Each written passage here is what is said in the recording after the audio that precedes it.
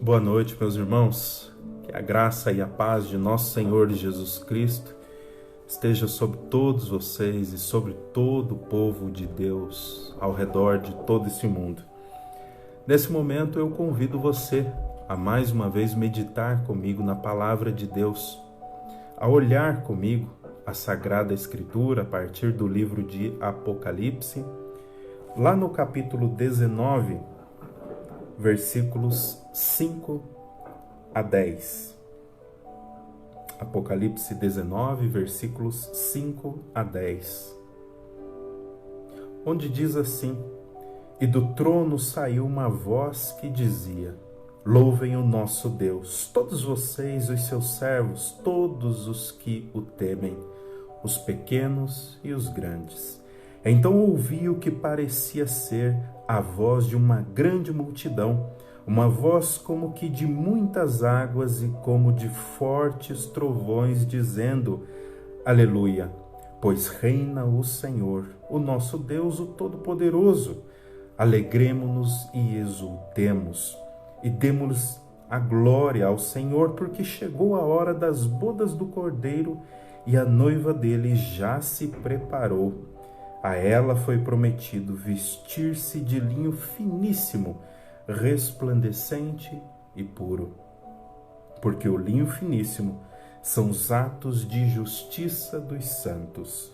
Então o anjo me disse: Escreva: Bem-aventurados aqueles que são chamados à ceia das bodas do Cordeiro. E acrescentou: São estas as verdadeiras palavras de Deus. Prostrei-me diante dos seus pés para adorá-lo. O anjo, porém, me disse: Não faças isso. Sou servo de Deus, assim como você e os seus irmãos, que guardam o testemunho de Jesus. Adora a Deus, pois o testemunho de Jesus é o espírito de profecia. Meus amados irmãos, aqui estão as bodas do Cordeiro, aquele momento em que nós vamos nos encontrar nos céus, aquele momento em que vamos nos reunir em uma grande congregação, aquele momento onde, diz o apóstolo João, já não haverá mais mar. Isso quer dizer, não haverá distância entre os santos. Momento, amados irmãos, em que nós não seremos mais separados uns dos outros, nem pelo pecado e nem por qualquer outra coisa. Porque lá, nosso Deus, amados irmãos, suprirá tudo aquilo que é necessário para que o nosso culto a Ele seja prestado na plenitude e em perfeição. Eu convido você nesse momento a uma breve palavra de oração comigo. Vamos orar e então vamos meditar um pouco na palavra do Senhor. Deus santo, justo e bendito, que as palavras, ó Deus, dos meus lábios e o meditar do meu coração sejam agradáveis na Tua presença. Que o Senhor venha sobre nós e sobre todo o Teu povo, com graça e com misericórdia, nos instruindo segundo a Tua boa vontade. Em nome de Jesus, Papai, que nós oramos. Amém. Amados irmãos, eu convido você a abrir a palavra de Deus comigo, lá no Evangelho segundo o relato de João, capítulo 4.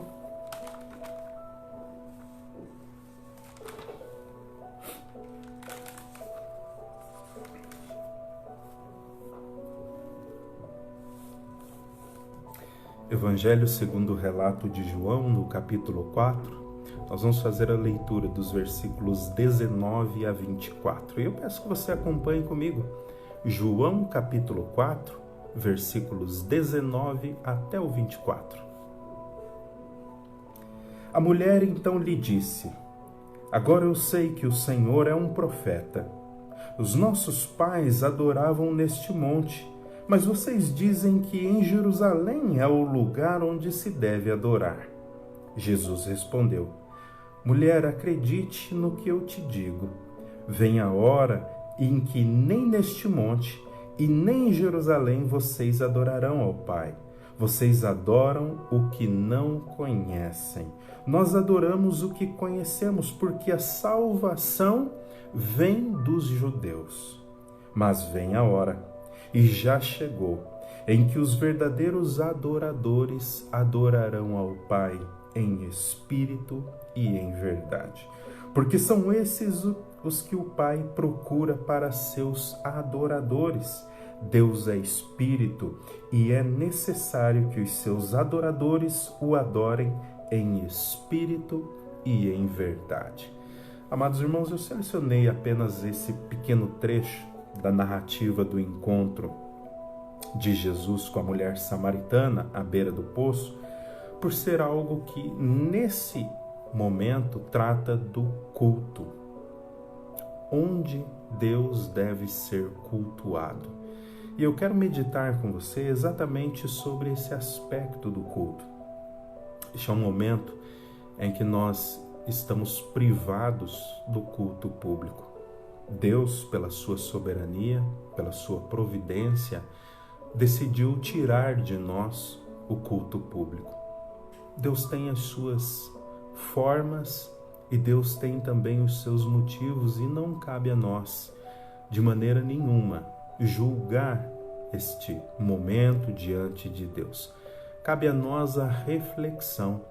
Será que nós estávamos ou estamos cultuando a Deus da forma correta, como Deus ordenou na Sagrada Escritura? Será que o nosso ajuntamento era um ajuntamento que estava glorificando a Deus?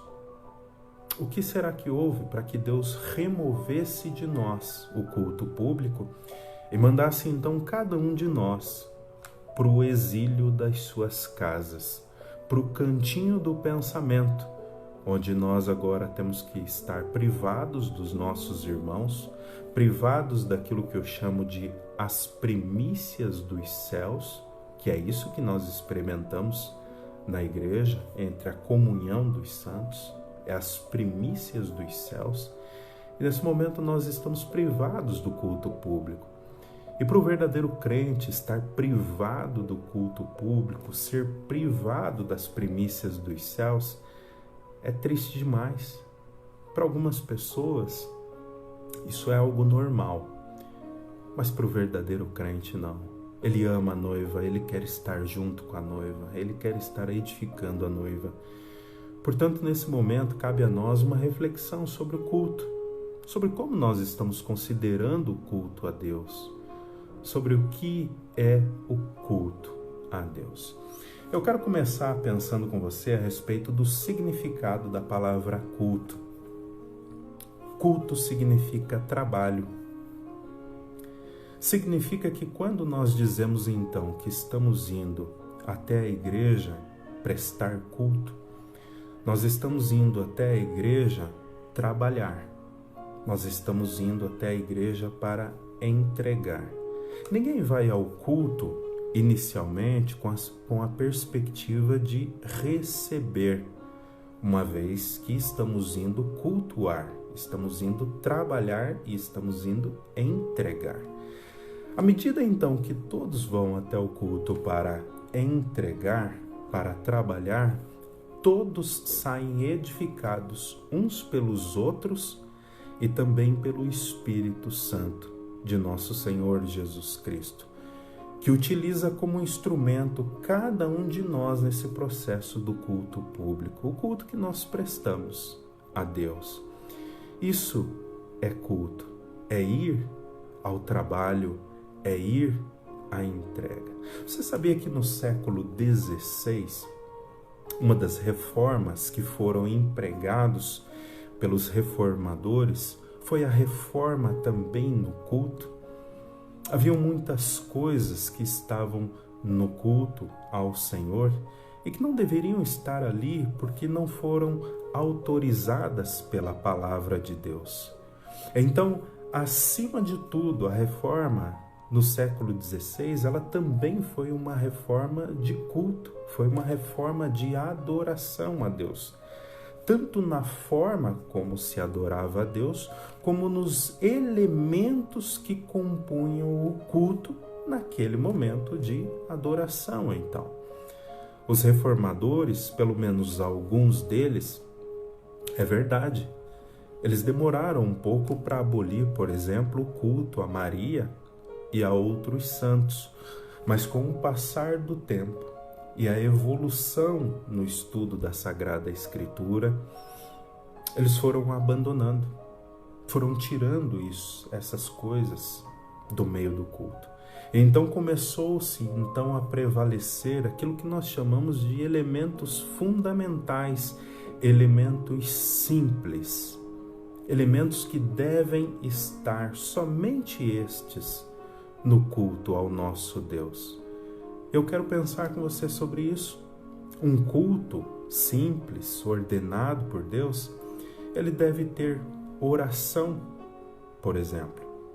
Ele deve ter adoração, cântico de salmos, cânticos espirituais, cânticos de hinos. Além da oração, dos cânticos, deve haver também no culto público a ministração correta dos sacramentos. 2 sacramentos, batismo e Santa Ceia. Também no culto público deve haver a bênção apostólica, a bênção do pastor sobre a congregação. Nesse momento, o pastor, ele figura como instrumento de Deus, invocando a bênção que vem da parte de Deus sobre todos os adoradores de Deus, que estão ali naquele momento e também espalhados ao redor do mundo.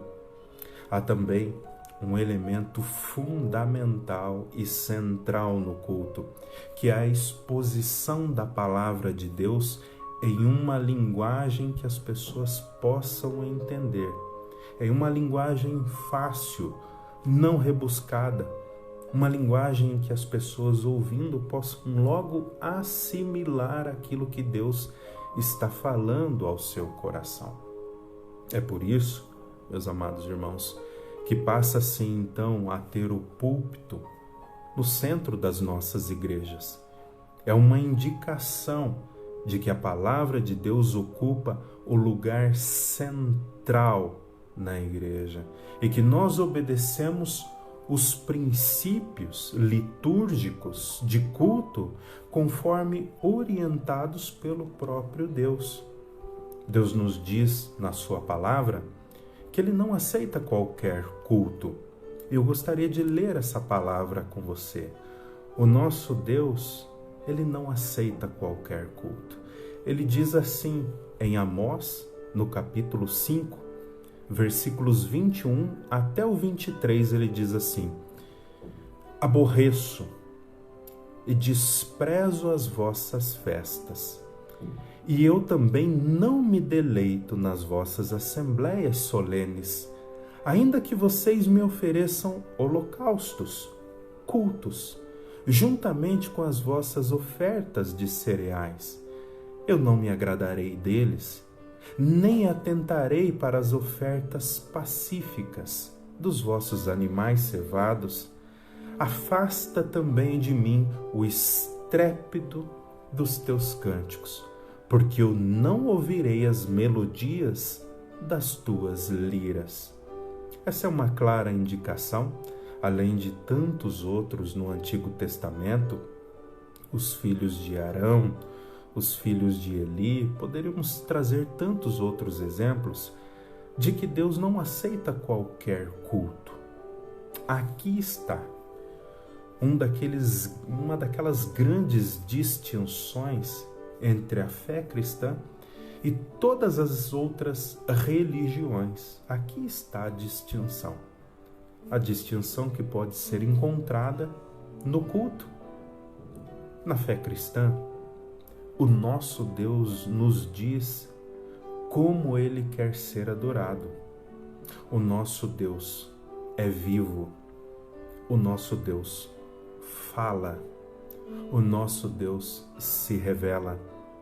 O nosso Deus é quem diz como, quando, de que forma Ele quer ser adorado, cultuado. Ele fala. Portanto, os homens buscarem definir como Deus deve ser cultuado sempre gerou problema na Sagrada Escritura. Sempre gerou problema.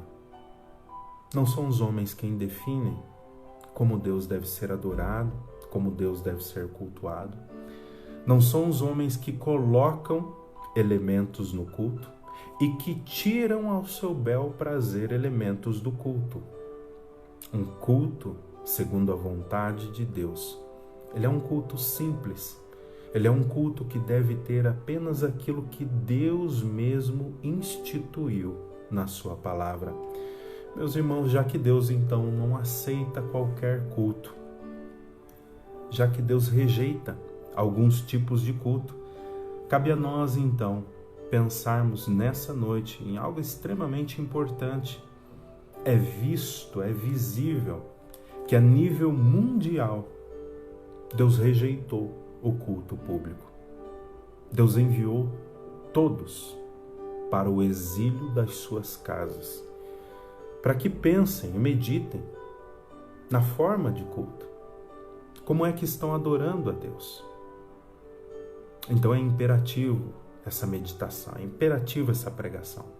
Pensar sobre como Deus quer ser adorado, como Deus quer ser cultuado. Como é que eu e você deveríamos adorar a Deus, então, segundo a sua vontade? Qual é o culto, então, pastor, aceitável a Deus, uma vez que Deus rejeitou o nosso culto? Eu digo a você, talvez você faça parte de uma igreja onde o culto público ele tem uma série de elementos que não deveriam estar ali. Ah, meu amado irmão e irmã, é imperativo pensar sobre esse momento. É imperativo pensar sobre uma igreja bíblica. Os reformadores, então, tinham uma opinião sobre aquilo que é uma igreja fiel a Deus. Nós entendemos e sabemos que encontramos uma igreja fiel a Deus não porque ali não exista pecado. Nós sabemos que encontramos uma igreja fiel a Deus porque ali tem a correta pregação da palavra de Deus. Ali tem a correta administração dos sacramentos, que são o batismo e a Santa Ceia. Ah, amados irmãos, e ali existe o exercício da disciplina. Pensemos sobre isso. Pensemos então sobre igrejas verdadeiramente bíblicas. Pensemos também sobre aquele culto que Deus já de antemão prescreveu na sua palavra aos seus servos e que hoje está disponível para nós. A primeira coisa que Jesus nos revela a partir dos versículos 19 até o versículo 24 que nós lemos é que o culto que agrada a Deus, ele não está limitado a um lugar. O culto que agrada a Deus, ele não está limitado a um espaço geográfico. Não existe limitação espacial no culto a Deus. E nosso Senhor nos revela isso nos versículos 20 a 21 do nosso texto, quando nós lemos assim: nossos pais adoraram neste monte, diz a mulher samaritana, e vocês dizeis que é em Jerusalém, é que é o lugar que se deve adorar. Mas disse-lhe Jesus: mulher, crê em mim, a hora vem em que nem neste monte e nem em Jerusalém vocês adorarão ao Pai. Perceba como Jesus coloca fim a essa questão de limitação geográfica para a adoração. Tanto os judeus como os samaritanos, eles reconhecem que Deus, no curso do tempo, ordenou um local específico para adoração. No Jardim do Éden não era assim. Qualquer lugar poderia se adorar a Deus. Também no decorrer do processo da revelação de Deus, nós percebemos, por exemplo, Sete, percebemos Abel, percebemos tantos outros homens no curso do tempo adorando a Deus em vários locais. sem uma limitação geográfica. Então ali se levantavam altares e se adorava a Deus, até o momento em que Deus define um local específico para adoração, um lugar culto. No caso dos judeus, nós podemos perceber isso entre o povo hebreu já em Deuteronômio 12, no versículo 5. O propósito pelo qual Deus institui um local e um espaço específico para adoração é para que o povo de Deus não fosse confundido com falsos adoradores, para que eles fossem distintos dos outros povos, para que eles fossem separados, para que as pessoas, ao olharem para eles, então distinguissem algo que entre eles é diferente, um local específico e único para o culto. É por isso que Deus identifica e coloca então um espaço específico para o culto e para a adoração. O povo de Deus não pode ser confundido com os pagãos. O povo de Deus não pode adorar a Deus como os cananeus. O povo de Deus não pode adorar a Deus no alto dos montes. Não pode adorar a Deus em qualquer lugar inicialmente. E daqui a pouco nós vamos ver que não pode adorar a Deus também de qualquer jeito. Mas nesse momento não pode adorar a Deus especificamente em qualquer espaço. Não pode ser identificado com aqueles que são então pagãos. Pois bem, os judeus então, eles reconhecem todo o cânon do Antigo Testamento, é verdade, mas para eles existem algumas distinções específicas. Existem graus de autoridade dentro do Antigo Testamento. A lei de Moisés, por exemplo, é algo que para eles é colocado em um patamar altíssimo. Os livros maiores dos profetas também têm o seu espaço. Os livros históricos já ganham um espaço menor, já ganham uma importância menor também juntamente com alguns livros dos profetas, alguns livros menores dos profetas. Agora, quando nós olhamos para isso, para essa revelação de Deus no Antigo Testamento, então nós logo percebemos que Deus definiu, Deus escolheu um lugar específico. Podemos citar, por exemplo, 2 Samuel 7, de 5 a 13, podemos citar 2 Crônicas 6, versículo 6 também. Ali são instituídos locais específicos de adoração, junto com Deuteronômio 12, 5, para não sacrificar em qualquer lugar. Nesse caso, em 2 Samuel 7 e também no livro das Crônicas, não é? Deus estabelece um local para os judeus, para o povo hebreu. Jerusalém é esse local. Agora os samaritanos, eles precisam escolher um local de adoração. Os samaritanos, eles não absorvem como palavra inspirada todo o cânon do Antigo Testamento. Para os samaritanos, apenas o Pentateuco, os 5 livros de Moisés, é que devem ser levados em conta. Pois bem, eles observam então que Abraão, o nosso pai na fé, ele escolhe um local para adoração. Em Gênesis capítulo 12, os versículos 6 a 7. Abraão adora diante do monte Gerizim, na cidade de Siquém. E os samaritanos, então, olhando para esse aspecto da adoração, constituído por Abraão, então, eles estabelecem o monte Gerizim como seu local de adoração.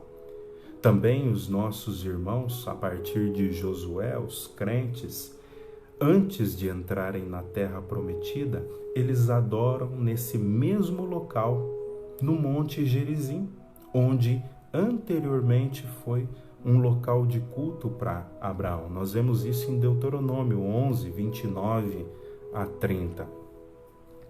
É por isso que há essa discussão entre a mulher à beira do poço e nosso Senhor Jesus Cristo. Onde é o local de adoração? É naquele lugar em que os judeus instituíram? Ou é naquele lugar onde nós instituímos a partir daquilo que vimos no nosso pai Abraão? Então, o que Jesus está ensinando nesse momento para essa mulher é que Deus não está limitado em um espaço geográfico. A adoração a Deus, ela não está limitada em um local ou em outro. A adoração a Deus, segundo aquilo que Deus está nos ensinando, ela pode, nesse momento, a partir do Novo Testamento, subir a Deus de qualquer lugar. O culto que nós prestamos a Deus pode ser entoado, pode ser prestado a Deus a partir de qualquer lugar, sem uma limitação de espaço. Amados irmãos, é imperativo pensar sobre isso e sobre o motivo pelo qual o culto a Deus não está limitado a um espaço geográfico. Por que agora não é mais em Gerizim, no Monte Gerizim? Por que não é agora mais no monte em Jerusalém? É simples. A partir do advento de Atos, a partir do advento do Pentecostes, o reino de Deus, ele vai avançando. Ele é um reino que nunca retrocede. Ele é um reino que sempre avança. E pessoas do mundo todo serão alcançados por este evangelho do reino. Serão alcançadas pela mensagem do evangelho. Serão alcançadas pela mensagem da salvação. É verdade que alguns dobrarão os seus joelhos e adorarão a Deus. Outros vão resistir a esta mensagem, a tal ponto que nós pregamos para a salvação e para a condenação. Mas esse evangelho, ele vai avançar. Essa mensagem, ela vai tomar o mundo todo. Todos ouvirão o nome de nosso Senhor Jesus Cristo no tempo. Amados irmãos, dito isso, não há como haver um único local geográfico específico para adoração, então. Além do mais, locais específicos para adoração, locais físicos, estão sujeitos à deterioração, estão sujeitos à ruína, estão sujeitos à destruição pela guerra, como é o caso do monte em Jerusalém, por exemplo, que é destruído no ano 70 depois de nosso Senhor Jesus Cristo. Agora aquele espaço de adoração já não existe mais, já foi destruído, e o que resta ali são apenas ruínas de muros feitos em pedaços. Aí está o motivo pelo qual Deus recebe a sua adoração a partir de qualquer lugar do mundo. Amado irmão, amada irmã, segunda coisa que Deus nos ensina a respeito do culto é que o culto que agrada a Deus, então, é da forma como Deus ensina. É onde Deus ensina. Em segundo lugar, do jeito que Deus ensina. E nós vemos isso nos versículos 22 e 23 do capítulo 4 do livro de João, do Evangelho de João, quando nós lemos assim: vós adorais o que não conheceis, nós adoramos o que conhecemos, porque a salvação vem dos judeus. Mas a hora vem e agora é em que os verdadeiros adoradores adorarão o Pai, em espírito e em verdade, porque o Pai procura a tais que assim o adorem. João, capítulo 4, versículos 22 a 23. Pois bem, aqui está uma grande declaração de Jesus. Os samaritanos, eles não estão adorando um outro Deus. O ponto é que os samaritanos, eles estão adorando a Deus, mas de uma forma que eles não conhecem, uma forma como eles não entendem. Alguém que eles não conhecem está sendo adorado. E quando isso acontece, alguns ajustes precisam ser feitos. Alguns ajustes precisam ser propostos. É isso que nosso Senhor Jesus Cristo está fazendo nesse momento. Não significa que é outro Deus. Significa apenas que eles não conhecem quem eles estão adorando. É muito comum isso ao redor do mundo inteiro.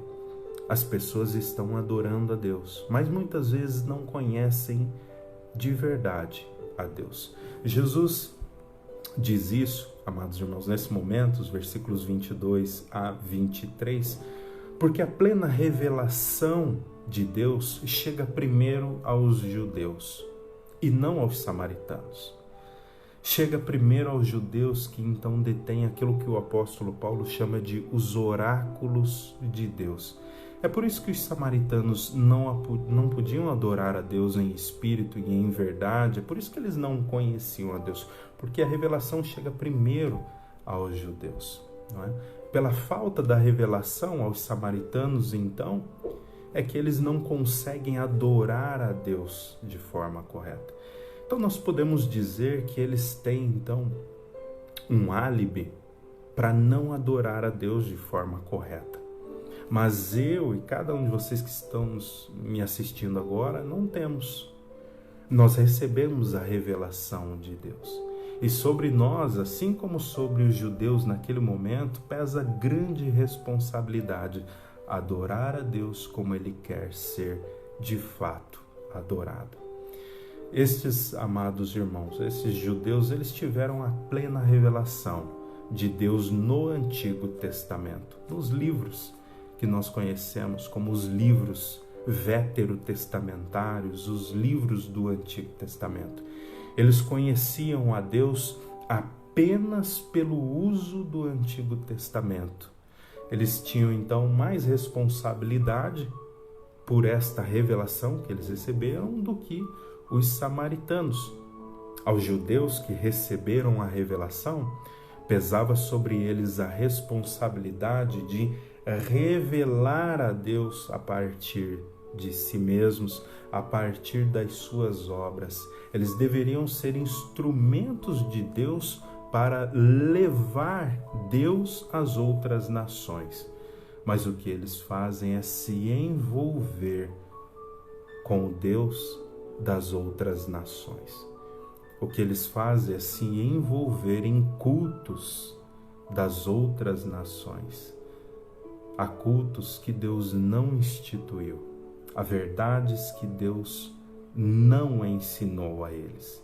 E por isso, então, amados irmãos, os judeus são reprovados.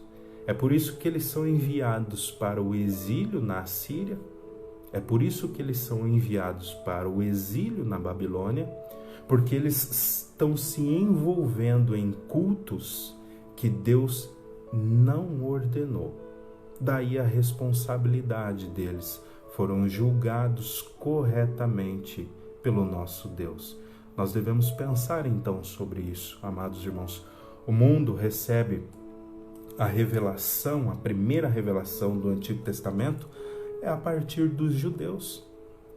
Eles tinham mais responsabilidade, o mundo recebe a partir deles a revelação do Antigo Testamento, das Escrituras do Antigo Testamento. E o apóstolo Paulo fala sobre isso lá em Romanos, no capítulo 3. E eu pediria que você olhasse comigo Romanos, lá no capítulo 3. Quando o apóstolo Paulo nos diz assim: qual é então a vantagem do judeu? Ou qual a utilidade da circuncisão? São muitas e em todos os aspectos, principalmente porque aos judeus foram confiados os oráculos de Deus. E então, se alguns não creram, será que a incredulidade deles anulará a fidelidade de Deus? De modo nenhum. Os judeus são aqueles que primeiro recebem os oráculos de Deus. A palavrinha oráculo aqui é logion, é palavra. Eles recebem primeiro do que todas as demais nações a palavra de Deus. Também o apóstolo Paulo reafirma isso em Romanos, lá no capítulo 9, versículos 4 a 5. Eu peço que você abra comigo lá. Romanos 9, versículos 4 e 5. Olha só o que o apóstolo Paulo nos diz. São eles israelitas, e a eles pertencem a adoção, assim como a glória, as alianças, a promulgação da lei, o culto e também as promessas. Deles são os patriarcas, e também deles descende o Cristo, segundo a carne, o qual é sobre todos, Deus bendito para sempre. Amém. Os israelitas, então, os judeus, eles têm essa responsabilidade, eles receberam a revelação de Deus a partir da Sagrada Escritura. E então pesa sobre eles, amados irmãos, o imperativo de adorar, de cultuar a Deus, conforme Deus lhes ensinou. Perceba que apenas o Antigo Testamento, então, é suficiente para que os homens possam adorar a Deus de forma correta. Ainda não havia o Novo Testamento escrito, pelo menos não até esse momento. E os judeus, então, têm o Antigo Testamento à sua disposição, como aquilo que lhes ensina como Deus quer ser cultuado, como Deus quer ser adorado. Deus revela a sua vontade de culto já no Antigo Testamento. Deus já revela a sua vontade. Qual é o modelo de adoração? Qual é o modelo de culto? O que deve ter num culto e o que não deve ter em um culto? Já no Antigo Testamento, os homens sabem disso. E eles também não precisam criar nada, não precisam colocar nada num culto. A pergunta é por quê?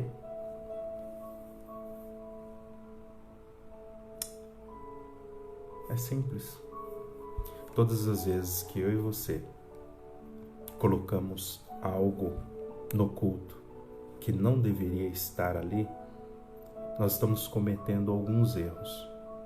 O primeiro erro é reconhecer publicamente e claramente que a palavra de Deus não é suficiente.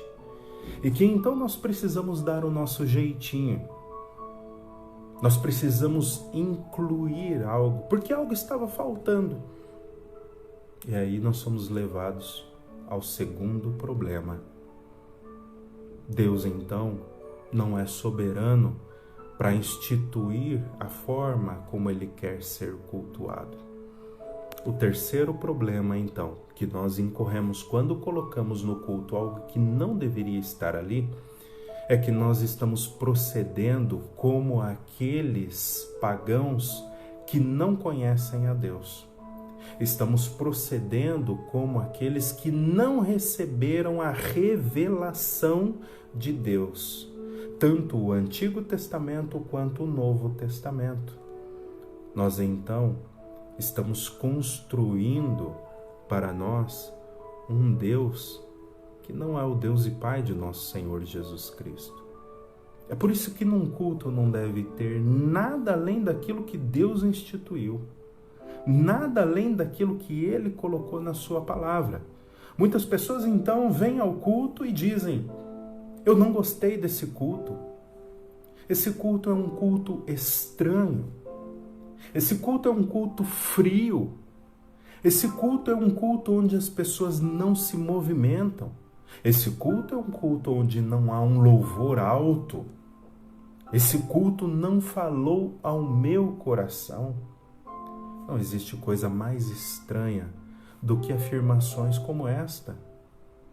Porque todo o culto do povo de Deus nunca foi aos homens.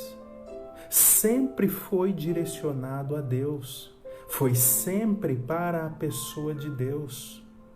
É para Deus o culto. Os cânticos são para Deus. Os cultos devem ter aquilo que Deus inicialmente instituiu.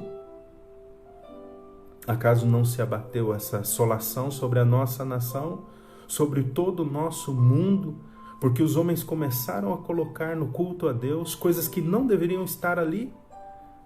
Acaso nós não estamos vivendo o exílio agora das nossas casas, porquanto desobedecemos a palavra do Senhor, desobedecemos a revelação do Senhor, algo simples, algo fácil de se obedecer, coisas simples que deveriam estar no culto. Mas então todos nós a uma queremos agradar uns aos outros, queremos agradar aos homens, e então começamos a colocar no culto coisas que não deveriam estar ali, começamos a perder de vista que o nosso culto deve ser prestado unicamente a Deus, e somente a Deus adorarás, e a Ele darás culto.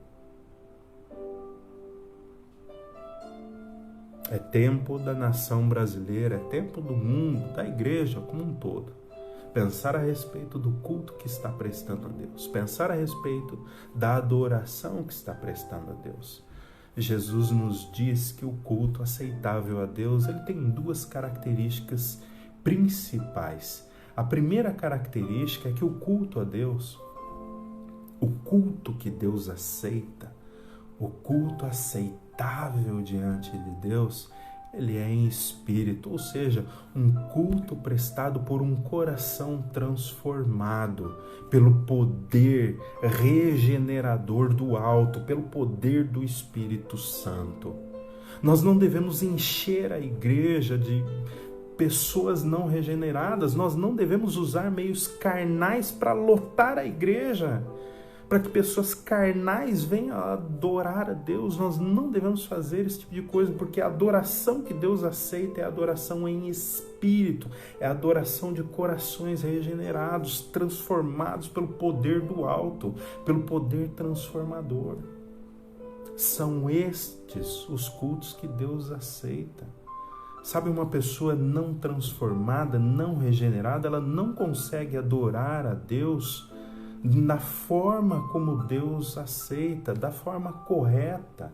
E nem Deus aceita o culto porque não está purificado pelo sangue de nosso Senhor Jesus Cristo. É como se nós disséssemos que alguém pode aparecer na presença de Deus sem estar antes purificado por nosso Senhor Jesus Cristo. Isto nos é impossível. Precisa antes ser purificado, precisa antes ser transformado, para que então o culto possa ser prestado em espírito. A segunda característica que nosso Senhor Jesus Cristo dá a este culto e a esta adoração é que ele tem que ser em verdade, em espírito e em verdade. O que quer dizer isso? Jesus nos diz em João 17:17 o seguinte: santifica-os na verdade. A tua palavra, ó Pai, é a verdade. Santifica-os na verdade. A tua palavra é a verdade. Utilizando então a teologia do próprio apóstolo João, aquilo que é a verdade para ele é aquilo que procede dos lábios de Deus. É aquilo que procede do próprio Deus. E se nós formos avançando, aquilo que é a verdade para o apóstolo João é tanto a palavra escrita quanto a palavra encarnada. Nosso Senhor Jesus Cristo é a encarnação desta verdade de Deus. Amados irmãos, então este é o culto que Deus aceita. Um culto conforme aquilo que Ele instruiu, conforme a instrução, e que esteja de acordo com os princípios ensinados também por nosso Senhor Jesus Cristo. Portanto, aqui está aquele culto que agrada a Deus. Culto segundo a vontade de Deus. É aquele que é revelado na sua palavra, de forma simples, sem que nós possamos colocar coisas que não deveriam estar ali, sem o nosso incremento, sem pensarmos que o culto deve ter essa ou aquela conotação, esse ou aquele objeto, essa ou aquela forma, mas é tudo conforme Deus instituiu. Em terceiro lugar, amados irmãos, o culto que agrada a Deus, ele tem que ser prestado unicamente a Deus. E você vai dizer, mas pastor, isso é simples, é claro. Mas não é alguma coisa tão simples assim. Veja comigo aquilo que está no versículo 24. Deus é Espírito, e é necessário que os que o adoram, o adorem em espírito e em verdade. João 4, 24. Aqui está uma afirmação clássica sobre quem é Deus. Deus é Espírito, e como Espírito, Deus é então invisível. É o oposto do que nós poderíamos afirmar de natureza física, para a gente tentar entender isso. Em terceiro lugar, então, nosso culto, ele deve ser um culto prestado unicamente a Deus. O culto que agrada a Deus é direcionado apenas a Ele. Isso está no versículo 24, quando nós lemos assim: Deus é Espírito, e é necessário que os que o adorem em espírito e em verdade. Aqui está uma grande declaração a respeito do culto. Deus é o alvo do nosso culto. Está também aqui uma grande declaração a respeito daquilo que nós entendemos sobre o próprio Deus. Ele é Espírito. Como Espírito, Deus é invisível. Nós também podemos dizer isso a respeito dos anjos. Os anjos são espirituais. Para que nós possamos vê-los, é necessário que eles então tomem sobre si uma natureza humana, para que possam então ser visíveis para nós. Pense sobre isso, amado irmão. Nosso Deus é Espírito. Como Espírito, ele é invisível. É o oposto da natureza física humana, como nós a conhecemos. O apóstolo Paulo fala sobre isso em 1 Timóteo, capítulo 1, versículo 17. Hebreus também fala sobre isso, capítulo 11, versículo 17. Deus é Espírito invisível. E é a partir dessa declaração clássica que nós então abolimos do nosso meio e do culto todo e qualquer tipo de ícone que possa fazer uma imagem de Deus. Nós abolimos do culto imagens de santos, imagens de nosso Senhor Jesus Cristo, imagens esculpidas que lembram alguns santos do Antigo e do Novo Testamento, porque toda a imagem por si só ela carrega consigo imperfeição. A única imagem perfeita, a única revelação perfeita do nosso Deus é a pessoa de nosso Senhor Jesus Cristo. Ele é a imagem perfeita do Deus invisível, como nós o conhecemos então e como temos o seu relato a partir das Sagradas Escrituras. Amados irmãos, essa parece uma declaração simples e uma declaração fácil. Adorar somente a Deus, mas não é tão fácil assim. João Calvino já havia dito anteriormente que o coração do ser humano, o meu e o seu coração, é uma fábrica de ídolos. Há uma construção de ídolos constante no nosso coração. O nosso coração ele é especialista em construir deuses. Não bastasse a nossa luta interna para adorar unicamente a Deus, existe ainda uma luta externa travada para que a nossa adoração, o nosso culto seja unicamente a Deus. Por exemplo, nós podemos ver na Sagrada Escritura algumas lutas pela nossa adoração, pelo nosso culto, não é? Nós temos um momento em que o tentador leva nosso Senhor Jesus Cristo a montes exuberantes, estrondosos, e dali lhe oferece as maravilhas do mundo, todo o poder, toda a glória do mundo, se ele tão somente prostrado o adorasse. Há em muitos outros aspectos da Sagrada Escritura que não apenas o tentador, mas também outros homens desejam ganhar a adoração que pertence somente a Deus, o culto que pertence somente a Deus. não apenas na Sagrada Escritura, mas também nós sabemos do ambiente histórico no qual é escrito o livro de Apocalipse, que o imperador daquele momento, Domiciano, ou então Nero, gostariam de ser adorados como Deus, gostariam de receber o culto como se fossem Deus. Pensemos na Sagrada Escritura, quando ela nos ensina que apenas Deus deve ser adorado, e como estas coisas concorrem para roubar o culto que pertence apenas a Deus. Poderia citar, por exemplo, Mateus 4, versículos de 8 a 9, quando nós lemos assim: novamente o diabo levou a um monte muito alto e mostrou-lhe todos os reinos do mundo e a glória deles, e disse-lhe: tudo isto te darei, se prostrado me adorares. Perceba como o diabo quer receber o culto que pertence a Deus. Jesus novamente repete aquela instrução que todos nós conhecemos, uma palavra, uma frase que todos nós devemos estar com ela, familiarizados com ela. Nosso Senhor Jesus Cristo diz que a adoração e o culto pertencem apenas a Deus.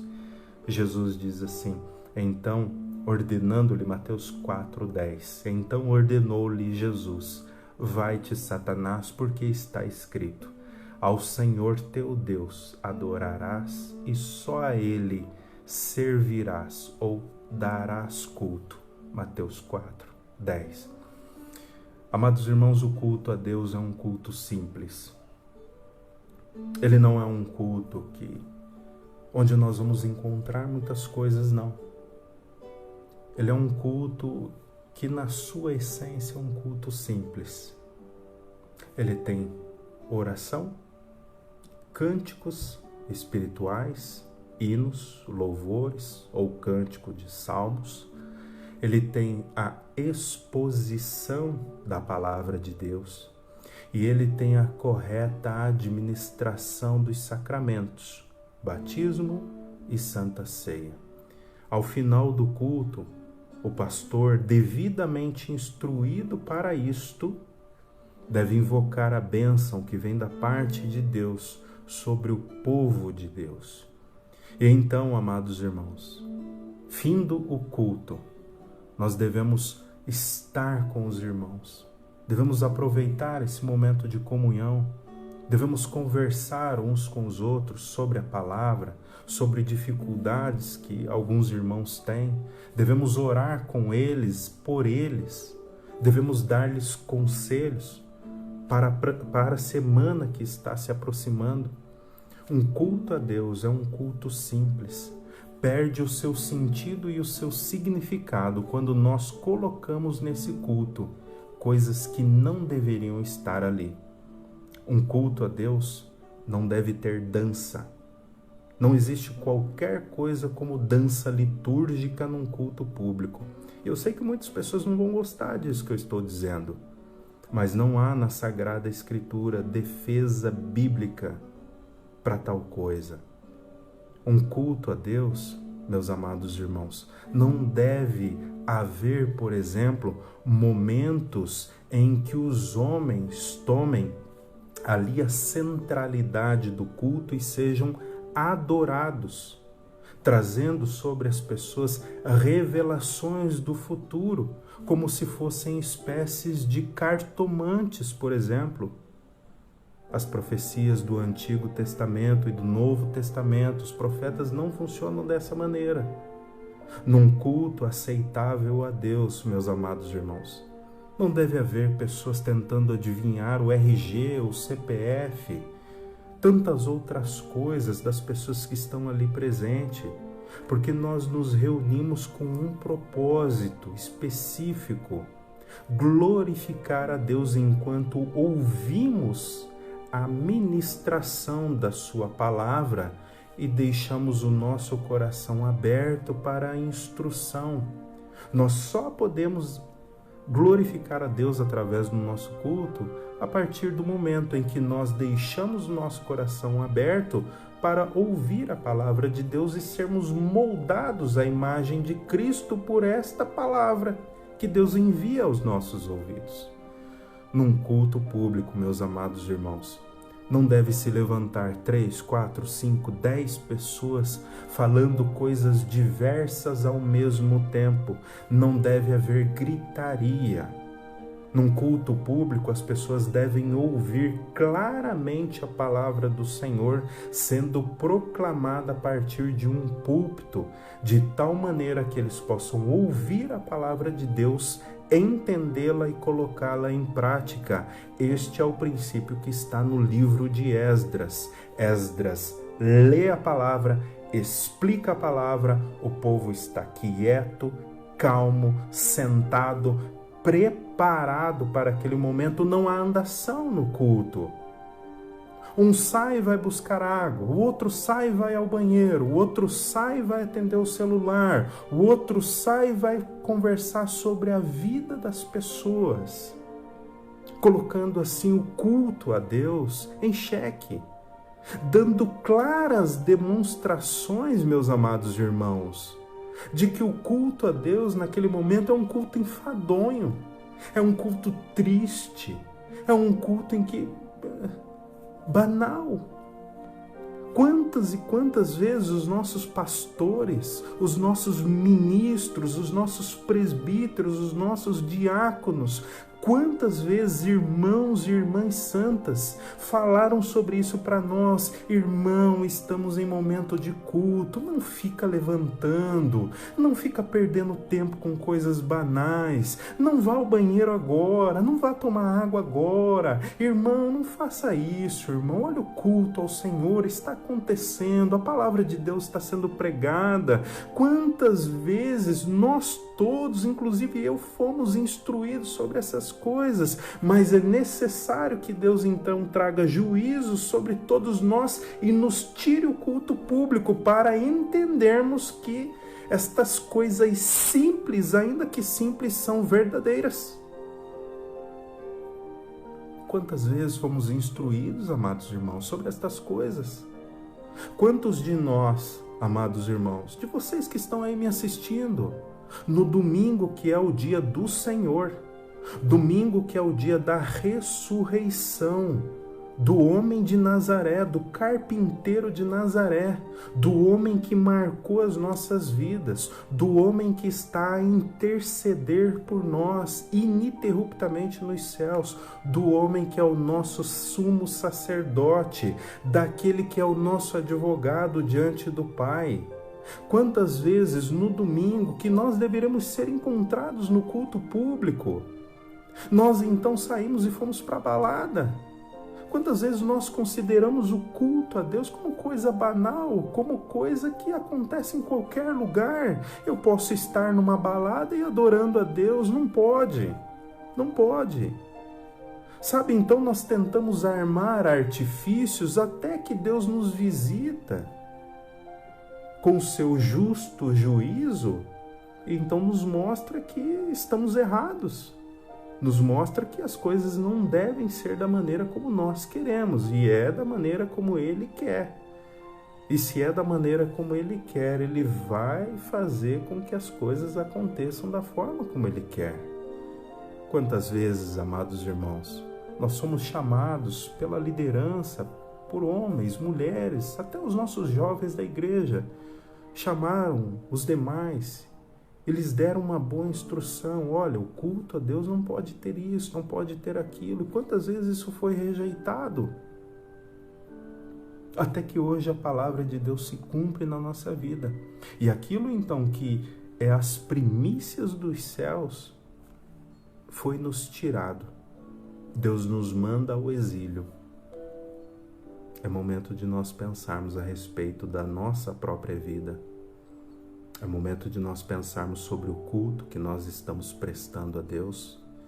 É momento de refletirmos sobre isso, sobre como o nosso Deus, o Deus vivo, santo e verdadeiro, quer ser adorado. Ainda que de forma simples, não deixa de ser verdadeiro. Ainda que de forma simples, o culto a Deus não deixa de ser completo. Ainda que de forma simples, foi instituído por Deus. Ele falou as formas como Ele quer ser adorado, e cabe a nós obedecermos a sua instrução. 3 coisas importantes para nós, então, amados irmãos. O culto que Deus nos ensinou deve ter elementos simples: cânticos espirituais, oração, administração dos sacramentos, batismo e santa ceia, fiel pregação das Sagradas Escrituras. Nada mais, nada mais. Todas as outras coisas, existem outras formas de serem, então, administradas e de serem desfrutadas pelo povo de Deus. Mas o culto público não é o lugar para muitas coisas, não é o lugar para muitos comportamentos.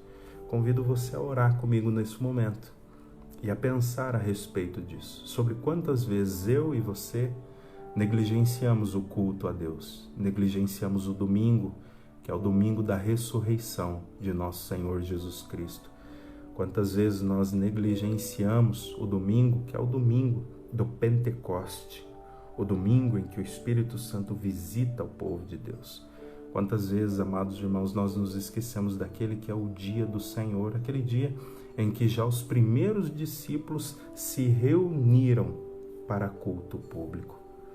Quantas vezes nós tentamos colocar no culto alguma coisa para que ele fosse mais agradável para nós e para os outros, como se o culto fosse a eles e não a Deus.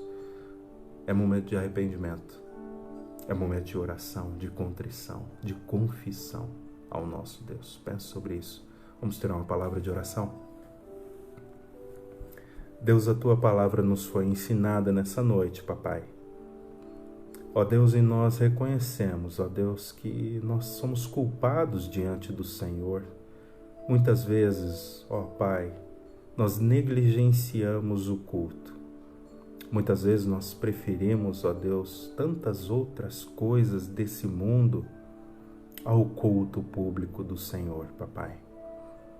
Quantas vezes nós preferimos tantas outras coisas a estar reunidos com a noiva, ó Deus, e desfrutando aquilo que são as primícias celestiais, ó Deus. Até este grande dia, Pai, em que esta assolação tomou a nós e todo o nosso povo, como hoje se vê. Ó Deus, e a Tua casa se encontra deserta nesse momento, Pai.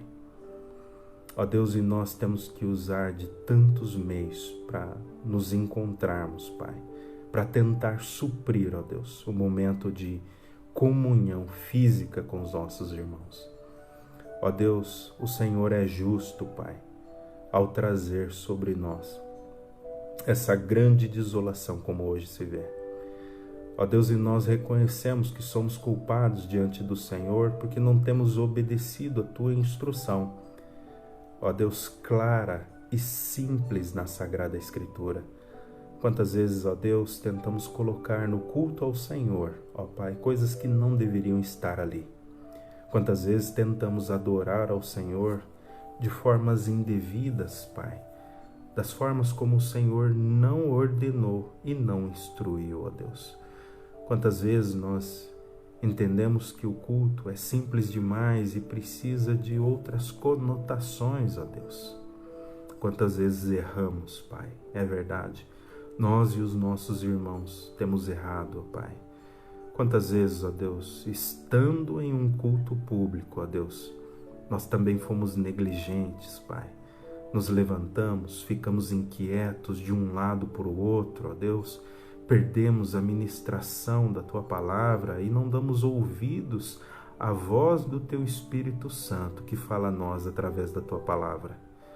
Ó Deus, quantas vezes inquietos, Pai, nós também deixamos o culto, ó Deus, sem reconhecer que o Senhor é soberano sobre tudo e sobre todos. Ó Pai, quantas vezes negligenciamos, ó Deus, a correta administração dos sacramentos. Quantas vezes, ó Deus, em pecado, ó Pai, tomamos dos sacramentos. Ó Deus, perdoa-nos, Pai. Quantas vezes pensamentos impuros tomaram a nossa mente, Pai, dentro de um culto público, ó Deus. Ó Pai, perdoa-nos, Deus. Perdoa-nos a nós e o nosso povo, porque todos temos pecado contra o Senhor. Ó Deus, que a Tua mão seja branda sobre nós, ó Pai. Que nós, como teu povo, caiamos nas tuas mãos, ó Deus, e não nas mãos dos homens, então, ó Pai. Que o Senhor, ó Deus, exerça a tua generosidade conosco, ó Pai, trazendo sobre nós juízo e justiça, sim, ó Pai, mas também, ó Deus, nos dando da tua graça, da tua misericórdia, como o Senhor sempre deu, ó Pai. Nós aceitamos a tua correção, papai. Ó Senhor, mas seja misericordioso conosco, seja gracioso conosco uma vez mais, Pai. Tenha misericórdia da nossa nação, do nosso povo, ó Pai. Tenha misericórdia dos teus santos servos que servem ao Senhor ao redor desse mundo. É em nome de Cristo Jesus, papai, que nós nos pomos a orar diante do Senhor. Amém. Que Deus nos abençoe, amados irmãos. Que o Senhor derrame graça sobre você e sobre toda a tua casa, hoje e sempre. No nome de Jesus. Amém.